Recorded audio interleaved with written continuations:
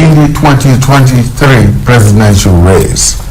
Tonight, we have the candidate of the African Action Congress, Omoyele Sowore. Sowore is a Nigerian human rights activist and founder of an online news platform, Sahara Reporters.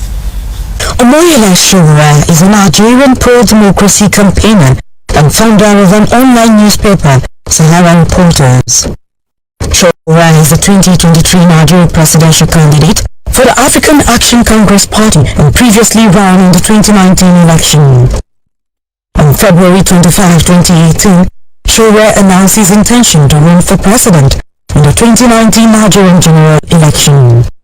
In August 2018, he founded a political party, the African Action Congress, for which he contested in 2019. Born on February 16, 1971, Sowore is from Eseodo, Ondo State in southwest Nigeria. Sowore was born in the Niger Delta region of Nigeria. Sowore studied geography and planning at the University of Lagos from 1989 to 1995. He was the president of the University of Lagos Student Union Government between 1992 and 1994, where he was involved in anti-cultism and anti-corruption advocacy. Sowore holds a master's degree in public administration from Columbia University.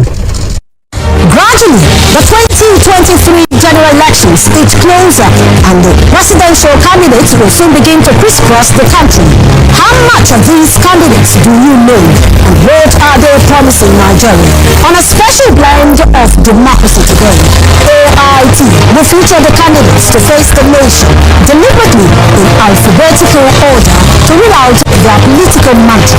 It is a no-holds-barred interview coming up Monday to Friday at 7 p.m. Nigerian time. It's a must-watch program that provides an opportunity to assess the candidates who seek to run the affairs of Nigeria. Democracy Today. Defining elections. The candidate of the AAC will tell Nigerians how he intends to resolve the challenges facing the country in various sectors. And some of the sectors will be security, education, healthcare, the rule of law, the economy, the corruption, unemployment, especially amongst young Nigerians, value of the Nigerian naira, foreign relations, inclusivity, women and PWDs. Thank you so much, Mr. Sowore, for joining us on Face the Nation. Thank you for bringing me. Face the Nation, of course, as you know, is our presidential interview series, and you are the fourth in the series. Welcome. Thank you. So now let's quickly start. I would like to start from asking you ran in 2019. You're also in the race now, and it seems you are so eager to become Nigerian president. Why so? I am more desperate to end the misery that has been visited upon this country since 1999. It was supposed to be democracy. It was supposed to bring in dividends. It's supposed to have brought in developments, growth, and several other great things that would have transformed Nigeria from where it was under military rule to a society by now that should be competing very well with countries that you can say are of the same parity with Nigeria in the 70s, countries like Brazil, Malaysia, Singapore, and here we are at the bottom of every terrible human development index in the world today. So I'm desperate to end that, and I'm also, as you know, better qualified than all the candidates that tout themselves as those who should be running Nigeria.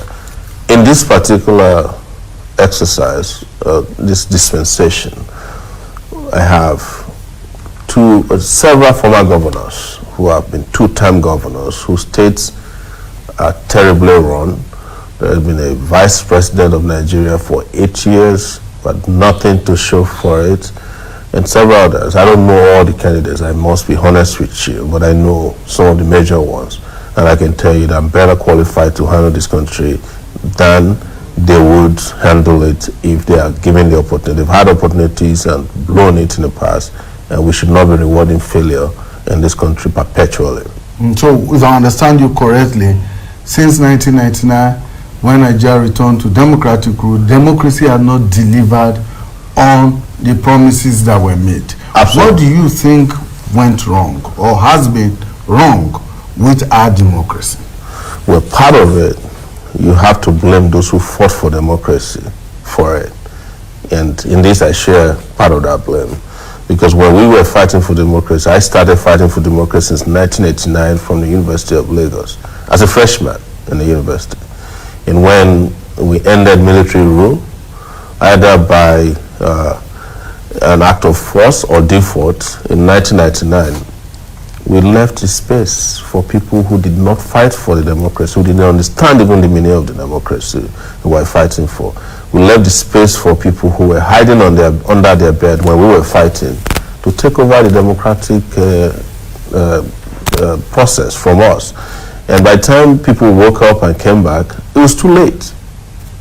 So now we have woken up and we're not going back to sleep until such a time that we deliver to our people the real democracy that was promised to them when I was fighting for it, the real democracy that is practiced where democracy came from, and not to continue practicing other brands and forms of democracy. The one that I'm very popularly known for talking about is morantocracy. It shouldn't be the case. When you say we have woken up, you probably are referring to those of you who were in the front lines in the fight to enthroning democracy. And now all of those comrades, all of those persons who were with you in the trenches at that time are scattered amongst all the political parties in Nigeria today. How do you intend to harness their resources and their ingenuity into helping to reform the Nigerian democracy? Yes, I think you must understand two different things, or two different levels of people who have woken up. There were people who knew about all this all along. Democracy abandoned their duty post, in my view, in 1999, and either moved into NGO businesses that seriously degraded what we used to be. Some also joined government. Some went into private practice. But there was also, within that period, children that were born, and that people will refer to as children of democracy. They were born around 1996, 1997, 98. Some of them born 1999. Today they are 22 years old. And they didn't see most of what we did because we didn't stay around to demonstrate that this is what we want, for you. But through our efforts, consistently, some of us, they have now come to understand democracy very well. And part of how they demonstrated it, for instance, was in 2012, when there was an upheaval in which they felt that the democracy wasn't delivering justice. And there was an Occupy Nigeria movement in Nigeria. There was all over the world, but the Nigerian one was biggest in size and impact that I remember. And then some few years later, specifically October 2020, NSAS, in my view, woke up a lot more of the generations that had never even thought that they have democratic power to change their social political situation, including economic conditions. Because these are generations that have mostly never seen electricity, some never had a job, never had, admission based on merit. Some of them never really got any support from the Nigerian state, and they were the generations that were blamed for everything that went wrong, even though they had nothing to do with how things were going wrong. So your next question, of course, is how do we get our people back? Because to be honest with you, Nigeria has happened to a lot of the people you're talking about. We lost one of our greatest fathers in the democratic stroke, Ganifa Wemi, for instance. who was believed to have been poisoned in one of the detention centers. You know, someone who never tasted cigarette died of lung cancer. But there are several others that, you know, have been affected by poverty. Some have, you know, been affected by what I call informal repression. When I say informal repression, is that, you know, there's a way the state deals with people by proxy. And this deep state that runs a demented democratic process in Nigeria has very powerful reach and also deep memory. So some of them were targeted without even the public knowing. But some of them also fell off the wagon.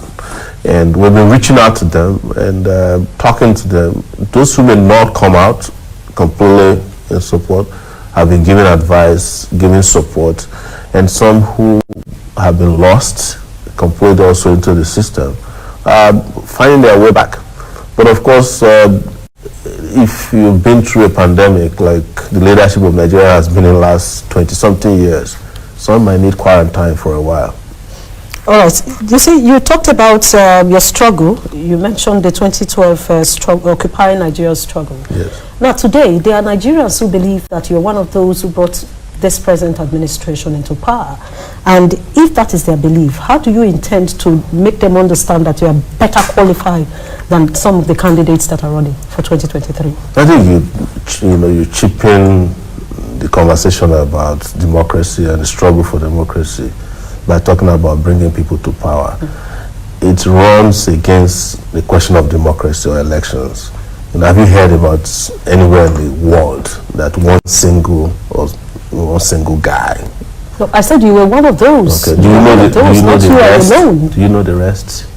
There are those who have that belief. Yes, so you need to. What I'm saying is that you don't chip in an argument about citizen participation in their country elections by saying that one person brought somebody to. I wanted to make that clear as a primary response.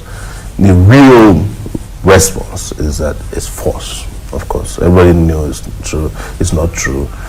Some of the people who package these things are people who belong to these parties who have been in receiving ends of my kind of investigative reporting. You know, I'm a well-known reporter in Nigeria, self-made, who ran a website for the last 16 years now, and it dug deep into the Nigerian society, exposed some of the biggest corrupt activities in the country. It liberated people. It also somehow demystified a number of persons. So I have said it openly. I practice the kind of journalism that make me an offender of the state and its operators. So it's easy to tell a lie. It's, you know, somebody brought somebody to. People I've never met before, parties I never joined, rallies I never attended. How do you just accuse somebody just flippantly that, oh, you brought somebody? So we have to elevate the next conversation to beyond beer parlor conversations. It's beer parlor to say to me that I brought somebody to power, people I don't even know. And I brought them to power, and then it took me to jail, you know, for 5 months. And I couldn't get myself out of jail from people who I brought to power. You know, you can make the argument that, oh, maybe you know, which is always the also next very petty argument. Oh, you know, you lost out. How many things have I lost out from? I've been fighting for democracy and better governance in this particular country on record for 32 solid years now, non-stop. They detained me for 5 months looking for any evidence that I have relationship with any politician. They couldn't find. The case is now stuck. So that there won't be accusations. Of course, there's nobody in this world who's been constantly involved in a struggle that fights against powerful interests that don't get attacked in such ways. But that's not the argument here today. Okay. Let's focus on your party. Yes. The African Action Congress. Yes. How is it different? How ideologically, how is it different from the other 17 political parties that are in the race for the 2023 presidential election? Yes. So I want to be clear that, and I'm being honest here, that apart from the APC, PDP, the ADC, the NNLP, I'm sorry, PP, Yes. and now Labour Labour Party. Party. I don't know the rest of the political parties. I cannot, you can't, if you do a quiz here, I will fail, actively. AAC, the African National Congress, was established in 2018, August of 2018, so it was about 4 years ago. And when we established it, we brought out our manifesto, we brought out our philosophy, and it was clearly different from the other parties. We set up a website so that nobody will be in doubt regarding what we're about and what we're set to do. And how we're different is that we have philosophy that is socialist, welfareist. It's going to take care of the welfare of the people. We are not a political party who is driven by ideologies that fade and come alive as the weather changes. And the people who are behind AAC are well known as well. We were part of the former student leaders who brought democracy to Nigeria in 1999. One of the people that started AAC was a guy from the University of Lagos who took over from me as also president, University of Lagos Student Union president, Malcolm Fabiyi, who had a PhD in his 20s and now is based in the US. And we were the ones who went to prison in this country, fought the military, fought school authorities to make sure that education, there was access to education and there was quality in education, make sure that we deliver this country to democracy before some of us reached the age of 30. By the time democracy was restored to Nigeria in 1999, I was 28 years old. Malcolm was younger. So today I'm 51 years old and I still haven't seen the democracy that I really fought for and longed to see. So our party is a representation of those aspirations, and ideologically it is well known that it's ideologically different. It's not a party in which members go to bed as PDP and they wake up as APC on the other side of the bed next morning. That one is very, very clear. But I also want to be respectful to people who may not be very versed in the ideological argument that this is not about label, it's about humanity. And the humanity of Nigerians is that we deserve better, way better than we're getting. In fact, we deserve completely different service, completely different engagement from our leaders and engagement from our nation and support from our nation. And that will form the basis of whatever ideological meaning you are trying to read to us. Because if I start running Marxism here on your platform, I'll be confusing and alienating a huge number of listeners. Okay, now you're talking about your activism in the days of when you were a student. Yeah. That will take me to what we're passing through in Nigeria now, the education system. Yes. The university teachers have been on strike and students are at home.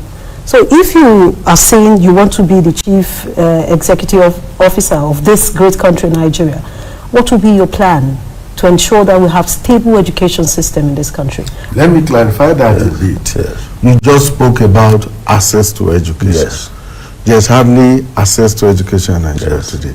What is your agenda and that of your party to ensuring that there is access to education for every Nigerian child?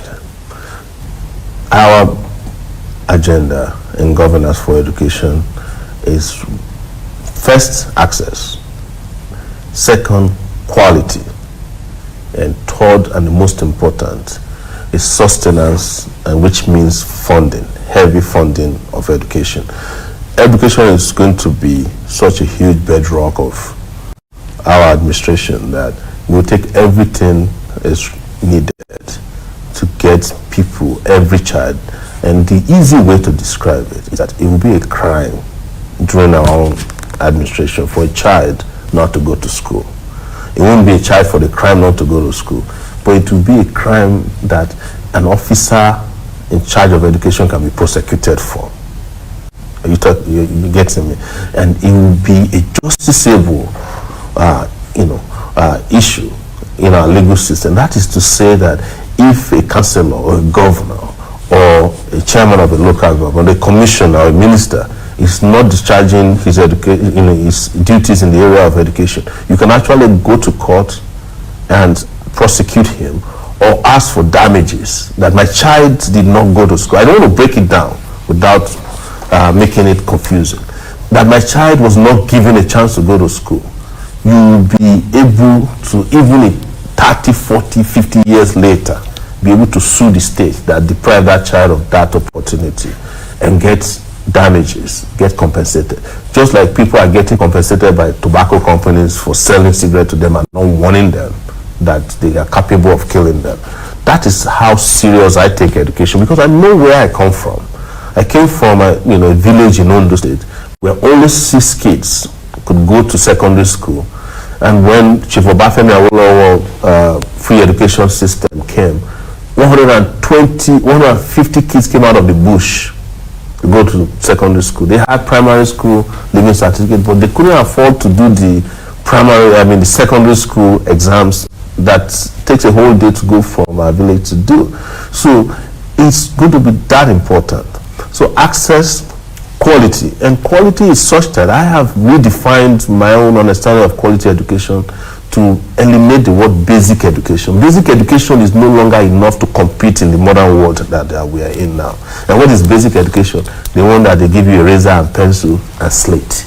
That is basic primary education. It cannot lead you anywhere, because I lived in the US for 20 years. I had 2 kids there, and they are not doing basic education. They are forced to do technologically driven early education. So from kindergarten, they are introducing them to computers. They are having coding classes. Not from primary school, I won't say kindergarten, because kindergarten they don't know much. But from that point where they can start reading, they come home with a laptop issued by their primary schools. It's not that the person donating it will have to go and show it. It's a law that these kids must be provided with the best available educational learning opportunities and materials. And when a child is struggling, they separate the classes, special needs classes. You don't say a child cannot go to school because he can't talk. No, you get the school to make him talk or learn something that his system is capable of processing. So every child is pretty much just injected with a chip to make them useful in life. Whether they can stand on their own or not, education is compulsory. Whether they are sick or well, education is compulsory. Because why? They know that all these developmental stages are the ones that are going to make the country well in the future. So you better get them well now. Look at what we are doing here. In year 2000, the PDP candidate now was vice president. They set up a committee to go to the US to understudy university, public universities there. Most of the public university senate selected a delegation. And I heard they went to America. I don't know the dates and the number of people in delegation, but there's some intelligence I gathered. And by the time they went and came back, they saw how the universities were. This is year 2000. And our friends came back and started issuing private licenses to themselves and allowing the universities to go on strike. Universities didn't start going on strike now. They were going on strike even during our time in the 90s. Over, at that time, 1.3 billion naira request from ASU to fund our universities. Before we started this pro-democracy struggle, there was a 120 million naira loan that the World Bank gave to Nigeria to develop universities. Do you know what the university authorities at the University of Lagos did? They were building fences around the hostels. They were not building libraries, because they were more interested in those things that enables them to squander the money. So now you have private universities everywhere. You abandon the public universities, but the children that we did not allow to go to school between the year 2000 or 1999 and 2022 are probably part of the bandits that are closing down private universities now. Because very soon, all the universities might have to close down, whether it's private or public. Because any opportunity you lose to give children opportunity to learn, you have also destroyed the future of your own country. You have destroyed even your own personal future, because when you retire, the kids that are supposed to take care of your retirement life, they have also not been trained to take care of people. So somehow it will get to you. There's a reason why I said it at the beginning of the conversation about education. I'm passionate about it. Now, I'm the son of a teacher. My father was my teacher throughout primary. He homeschooled me partially. He was my teacher in primary school because I traveled with him as a teacher, and in secondary school partially too, up to Form 3 before we went to Form 5 in the school that Awolowo created. I'm passionate about teaching, because I am about education, because this is so important and central to the development of any. It's more important than the security we are talking about today, because the security issues can be solved temporarily, halted, but without educating your citizens, they'll come back again.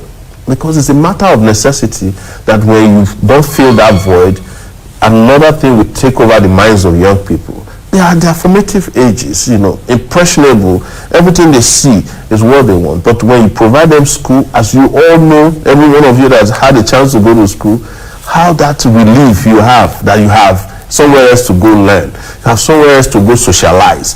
You have something else to do with your life that is not just dictated by your parents. That you are developing your mind, your brain, and your concept and context of life in a way that's away from the probably sometimes primitive ways your parents look at and society look at. That's how societies develop. That's how we can compete. Had we invested in education the way we have invested in corruption in the last 30 years, this country will be El Dorado. It may not be El Dorado, but it will probably not be in darkness at night. Okay. If you take a look at Nigerian budgets today, you will still observe that education is not even close to the amount of money the budget for compared to other issues. And you are already mentioning the importance of educating every child in Nigeria. Every child. No child will be left alone. Exactly. Yeah. Well, if you're talking about technology, educating them through technology or making them understand technology, what about infrastructure in education?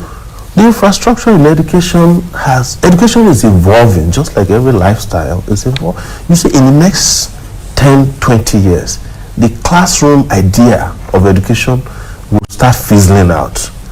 COVID came to teach us a lesson that we should have been learning a long time ago, that the culture of classrooms, blocks, should have been fading out. Technology has already taken care of that.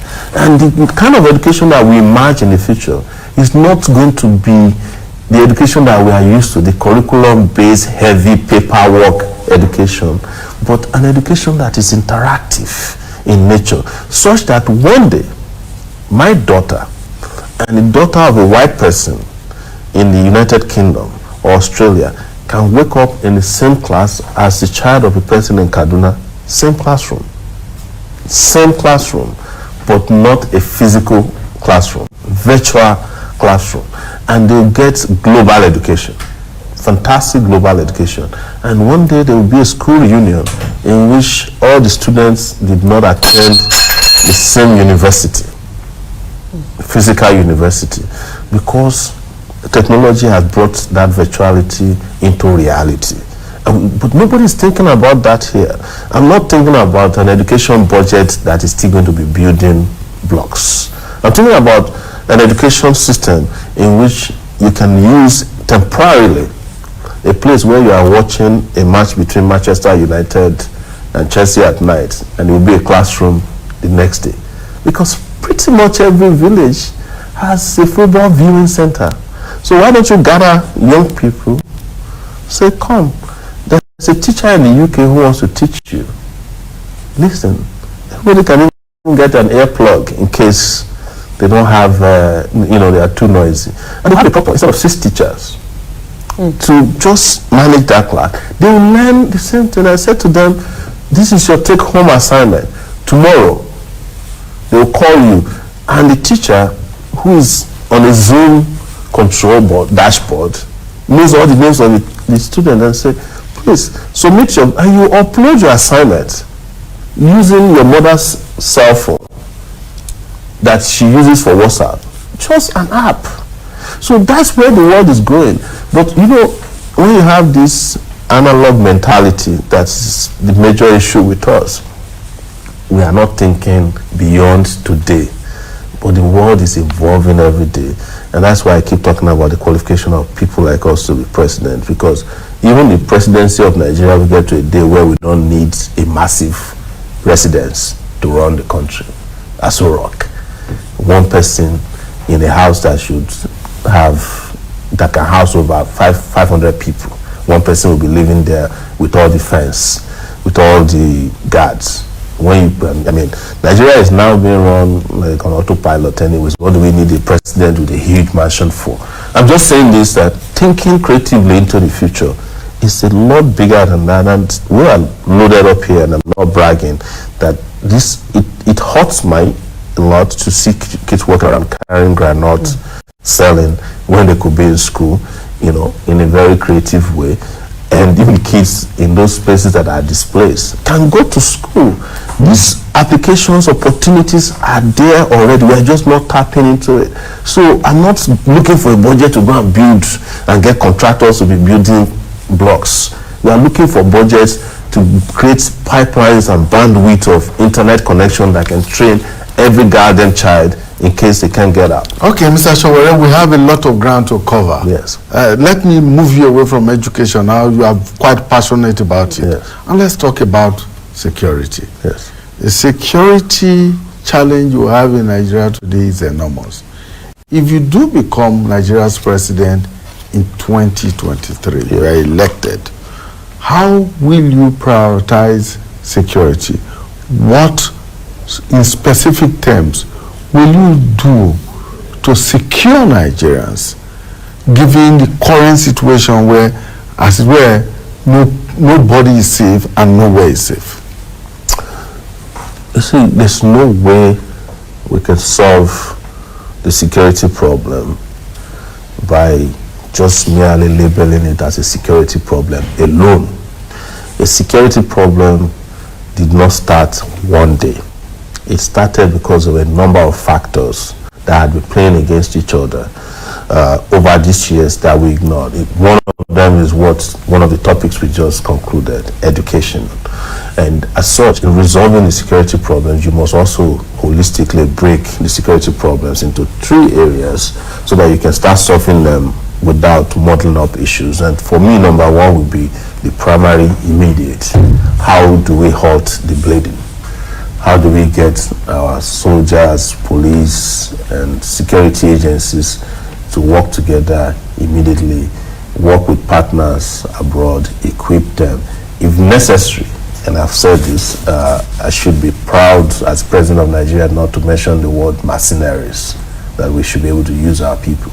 But the truth is that our forces are too compromised, too weakened to tackle the problem, the magnitude of the problem. So we might need immediate outside intervention. All right? It's just like you want to eliminate mosquitoes from your compound. Maybe you need something that is very strong. Dump it there first. Let the first group die and then clean up after that, and use other means to ensure there are long-term solutions. That's what I will do. Is we need funding. Look, in this country today, the Nigerian police is no longer doing police work. The army is the one doing police work.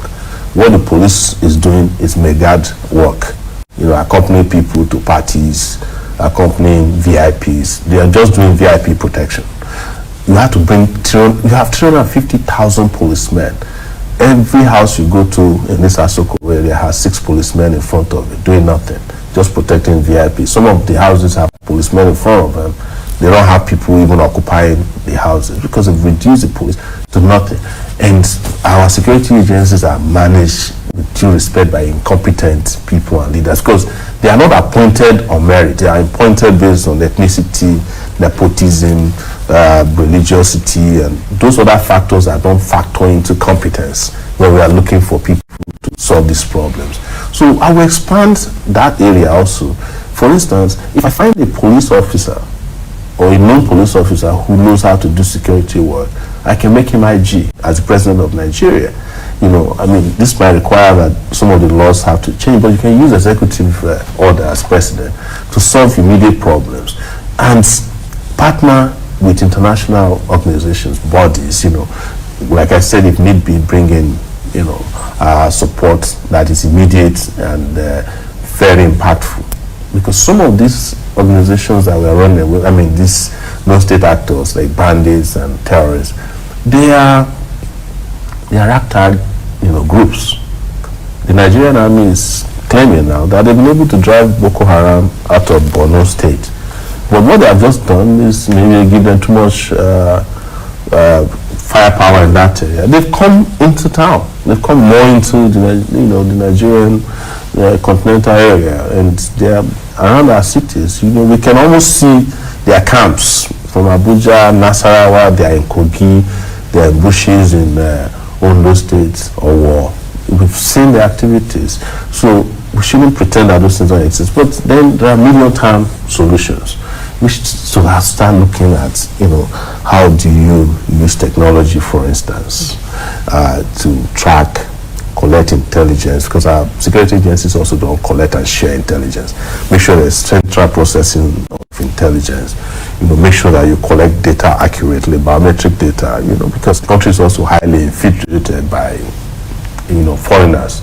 A lot of these, foreign fighters from Niger, Chad, and other places across the northern part of Nigeria are also around, just rocking American havoc. And this is where the issue of national security holistically comes in. Because national security is not about beating up protesters, or looking for radio stations and TV stations to sanction for interviewing opponents of the government. National security has to do with how you define who is a citizen and national infrastructure, how to protect them, and to ensure that we have a permanent solution that don't go anywhere and lines that should not be crossed.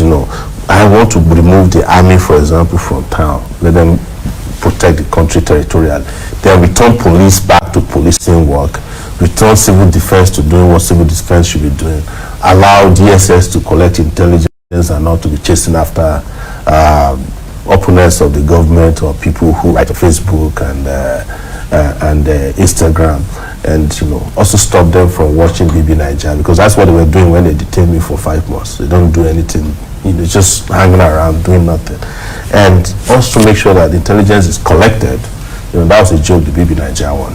Intelligence is collected and processed, and they are, consistently worked on to ensure that whenever there is threat, they are detected in advance, and in most cases that these threats are liquidated before there's public harm, major public harm. So, and the last one, of course, is to deal with social security. With social security, everybody must have something for him that takes him away from crime. If people go to bed hungry every night, they will do something to get what they don't deserve because they are desperate. If you don't employ half of your youths, you are definitely going to get crime in return for your investment. There's nobody that can escape that.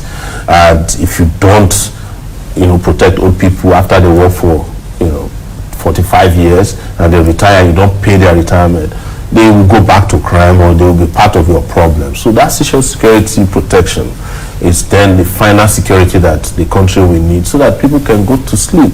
And of course, you have to address issues. To address all these other issues, you have to address several other issues, which I'm sure you. That of course will take us to the area of the economy and unemployment or underemployment, which my colleague would take up. Okay, because if you talk about social security, you still need to look at the large number of young Nigerians that are unemployed. Yes. And you cannot separate insecurity from unemployment, which you have said. Absolutely. So in your manifesto, what are your plans to take these young Nigerians away from the streets? See, our manifesto talks about massive infrastructural investment. The U.S. had several depressions but I think the greatest one was in the 20s. And instead of that depression to force them to surrender to the rest of the world and start traveling to be carrying bags, it forced their leaders to think about how to invest in the U.S. and develop the U.S. into an economy that could survive on its own, that won't rely on. And that was one of the biggest things that happened to them. But what it did was to invest in public works, build infrastructure. They started building everywhere they could find an opportunity to build something. They built it there, and in building this infrastructure, they employed a lot of people. They were building railway. People started working in the railway sector. They were the ones who built. They were building schools. They were building bridges, and that immediate relief for the depression came from people going to work. It created, huge opportunities for them. And I have said it, I have massive plans to invest in electricity, for instance, particularly renewable energy.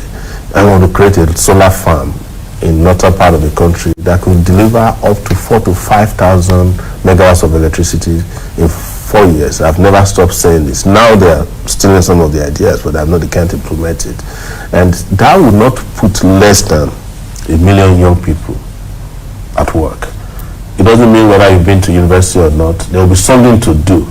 You see, each time they are building railway, and some of our parents used to tell us this as well, in railway lines, people got jobs along those railway lines.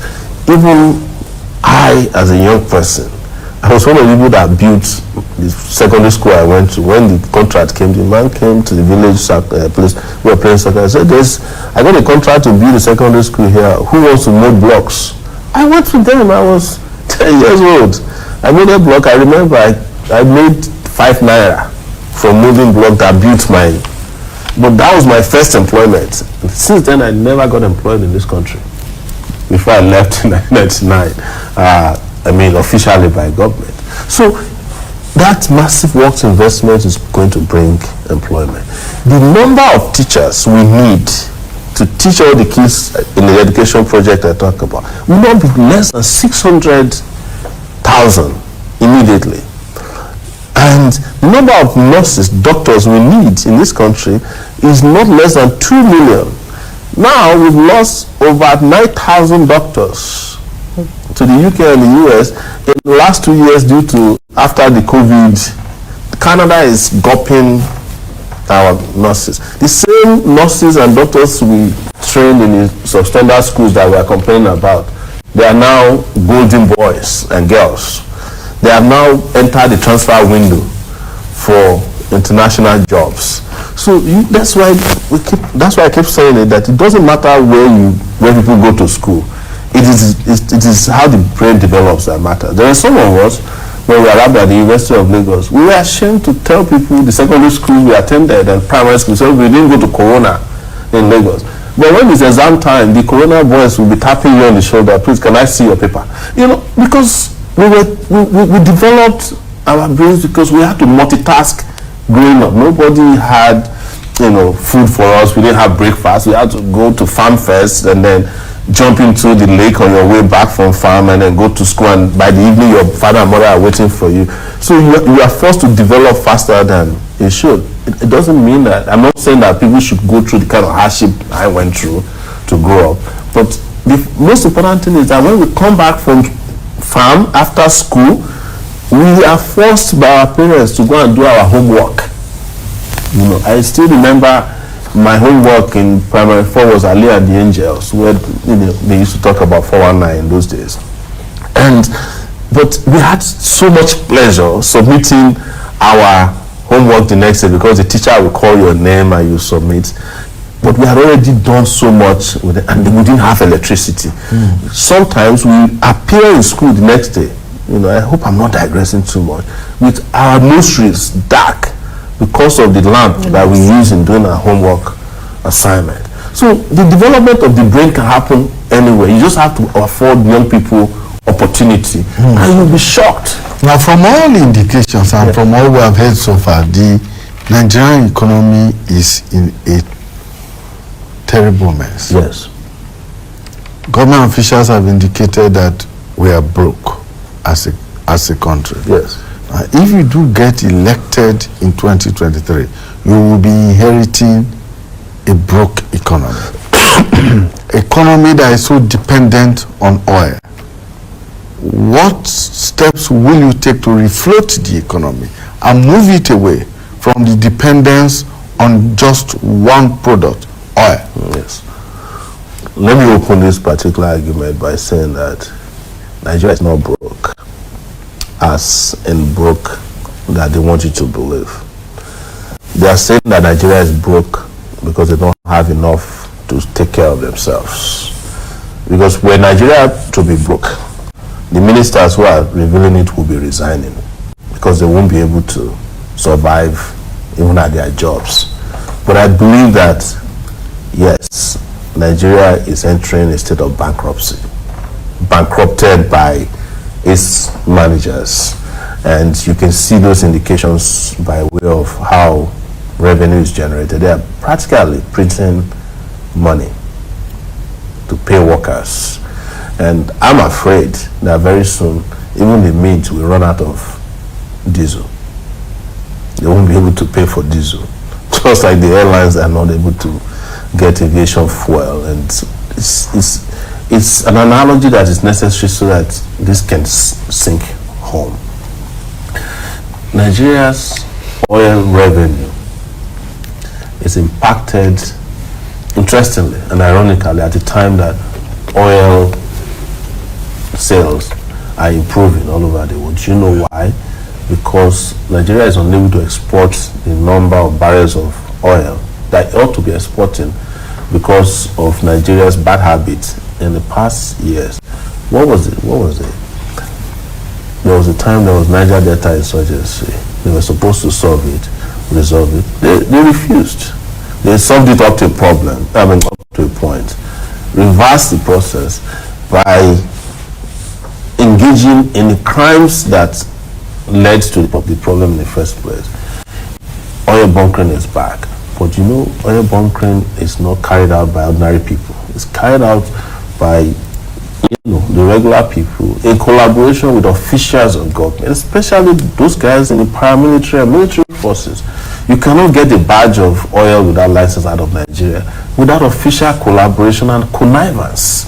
So we plug those areas immediately. I come from the Niger Delta area, and I'm warning people that it's better in their own interests if we want to restore everything of the lost oil per day and crude delivery to the world, to elect people who understand the problems and who understand some of the people that are causing the problem, because I know some of them as well, and I know what are the issues causing the problem. So that's number one. The issue you raise is how do you refloat the economy? Part of how you refloat the economy is by rebuilding your state, your country.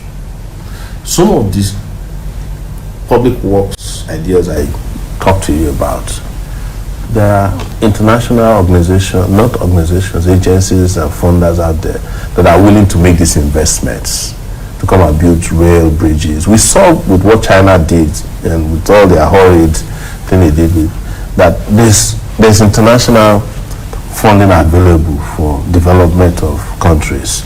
Not all of them are clean, and not all of them are good for you. That's a conversation for another day. But there are some that you can tap into to do this, and the moment you have that money flow coming, you will be surprised at how the economy will refloat, because you cannot talk about the refloating of the Nigerian economy without electricity. You are wasting your time. You can't refloat the Nigerian economy without reviving the manufacturing sector. Nigeria must be producing something and selling in international market. And that's where you can generate that amount of money. For you to generate that amount of money, you also need confidence in the Nigerian market. For people to come in, you need to fix the security sector. You need to fix electricity, which is another sector that we need to talk about seriously before people can come here. Okay, let me just say one thing. When you start to talk about direct foreign investment in Nigeria today, they're not talking about anybody really directly investing in Nigeria. They're talking about people who bring in their own money for short-term loans or bonds. They sell it to Nigeria. they make at the highest interest rate. Sometimes they don't even tell you the interest rate.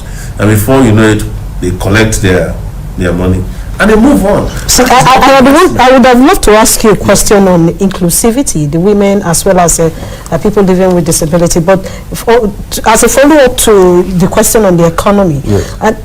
We have opportunities in Nigeria, 5 areas that we can just stay away from oil and gas, not be dependent on oil and gas. Agriculture is there. There is natural resources. We have it. Nigeria is rich.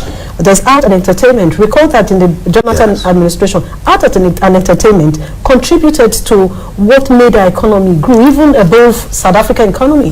So how do you intend to take a look at this and try and remove our concentration on the oil and gas sector? That's what I'm saying. You see, before you leave oil, since it's your primary source of, you have to have a diversification plan. We are talking about this area. There are several areas, even technology itself. Aviation and all that. You know, it's massive for us. What about the inflow of money from the money transfers that we get from abroad? Some of them is even more than the Nigerian annual budget on a yearly basis.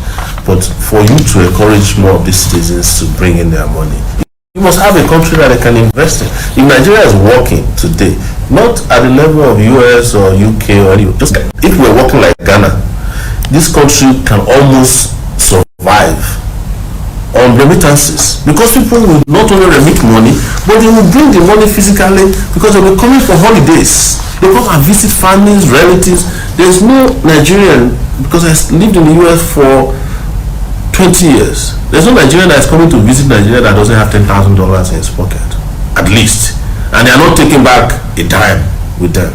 But how many Nigerians today would live anywhere they are to come and visit, when every day they have to read about Boko Haram, bandits, kidnappers, armed robbers, government officials conniving and colluding with all of these things. So who will do that? So that's why you need not sometimes, but in serious situations and countries around the world that have gone past this kind of adversity that we're in, the first thing we do is to look to elect leaders that can instill confidence and hope, not only from their people alone, but from the rest of the world, to say, hey, it is time to look at Nigeria. If you go and look at what Mandela represented in South Africa after he left prison, you can't really, most people will know, if you go to South Africa and when you have serious conversation, they will tell you that Mandela didn't really do much for them. And I think that's why Mandela was very respectful of himself enough to say, after one time, I'm gone. But the fact that there's a moral figure in South Africa that the world can troop to and say, look, I've got $50 million and I know you won't steal it. Use this to do this for South Africa. That was what opened up South Africa. That's where you start from. There's a lot that we need to talk about. Exactly. Not more time to deal with it. I just ask you to, in 60 seconds, give your last words to Nigerians. Why should they vote for you in 2023? The Nigerian people have to make the choice this time around to look at themselves and look at me and say, look, here comes one of us who has consistently stood, never wavered, never compromised, and whose agenda and position is known and is not hidden, and never left you alone. And that person has come to lead you out of darkness. This is light right here, and I'm not being religious, I am just being prophetic. Thank you so much, Omoyele Sowore. He is the presidential candidate of the African Action Congress, ANC. All right, thank you. We appreciate your coming today. Hopefully we'll still be talking with you towards the 2023 presidential election. And don't go away so soon. Tomorrow is another day. We still have to talk more with presidential candidates. So we wish you the very best in the contest. And of course, we look forward to hosting more of the presidential candidates. Bye for now.